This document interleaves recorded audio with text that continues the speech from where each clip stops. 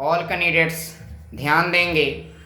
जो एनटीटी का प्रैक्टिकल का एग्ज़ाम चल रहा है, नर्सरी टीचर ट्रेनिंग कोर्स का जो प्रैक्टिकल एग्ज़ाम प्रायोगिक परीक्षा जो 11/5/2022 को फोर्थ पेपर का एग्ज़ाम है प्रैक्टिकल का। और फोर्थ पेपर में कौन सा सब्जेक्ट का एग्ज़ाम है सर?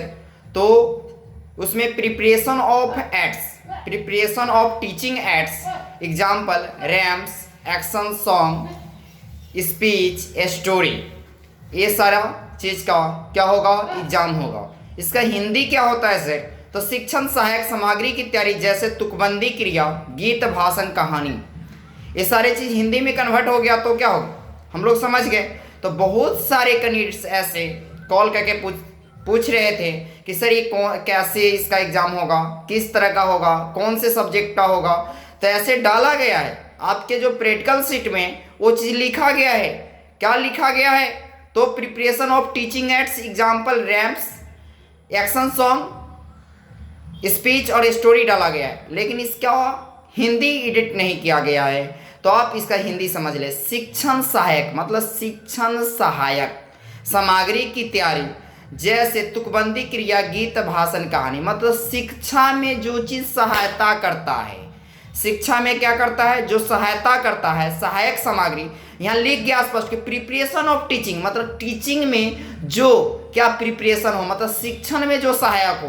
तो शिक्षण हम क्या क्या चीज़ से सहायता से कर सकते हैं? बच्चे को पढ़ाना है ना, 0 से 6 वर्ष के बच्चे को पढ़ाना है, तो उसको में हमको कौन कौन सी चीज़ सहायता आएगी? तो हम बच्चे को गीत के माध्यम से पढ़ा सकते हैं। क्या कर सकते हैं? गीत के लय में, गीत के माध्यम से हम क्या करते हैं, छोटे बालक को पढ़ा सकते हैं। और क्या चीज़ के द्वारा सर पढ़ा सकते हैं? तो भाषण के द्वारा पढ़ा सकते हैं। भाषण करवा के क्या कर सकते हैं, पढ़ा सकते हैं। स्टोरी, कहानी बताकर पढ़ा सकते हैं। कोई घटना को क्या कर चर्चा करके हम क्या करेंगे, बच्चे को सामने चर्चा करके वो चीज़ को पढ़ा सकते हैं।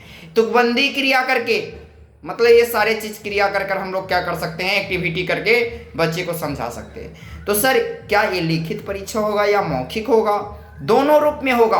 आप क्या करें, घर पे हैं, कहीं भी हैं, तो क्या करिए, आप बच्चे को कैसे पढ़ाएंगे उस टाइप का एक रैम्स लिख लीजिए, मतलब सॉन्ग कैसे आप पढ़ाएंगे।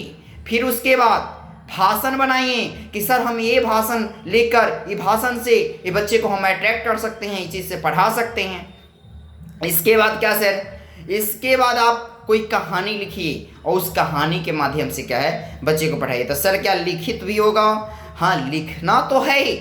मान लीजिए 4 प्रोजेक्ट इसमें बन रहा है, मान लीजिए कहानी, भाषण, गीत, तुकबंदी क्रिया, बहुत सारे मतलब तुक्का लगाकर जो चीज़ काम किया जाता है, तो वो चीज़ को आप क्या करें। और यहाँ गुरुजी भी क्या करेंगे, कहेंगे कि आप चलिए बोर्ड पर जाइए और पढ़ाइए। मान लीजिए यहाँ बहुत सारे बच्चे बैठे हैं, तो आप बताइए गीत के माध्यम से छोटे बालों को कैसे पढ़ाएंगे।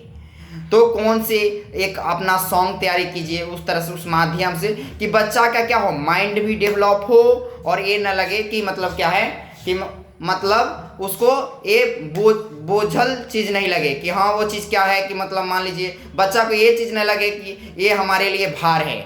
और ये समझ में आएगी कि हर कुछ क्या जो चीज़ आप पढ़ा रहे हैं वो क्या है कि पूरा फ्रेश होना चाहिए। पूरा मतलब ये चीज़ नहीं है कि आप क्या है कि मान लीजिए इतना हार्ड वर्क देने के बाद मान लीजिए कुछ, देखिए पढ़ाने का सबका अलग अलग माध्यम है।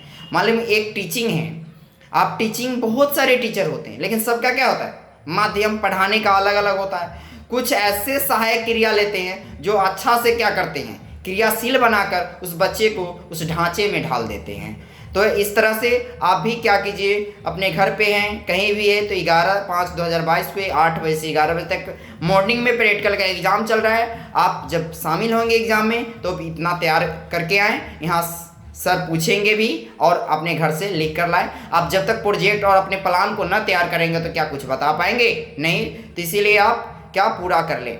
ओके।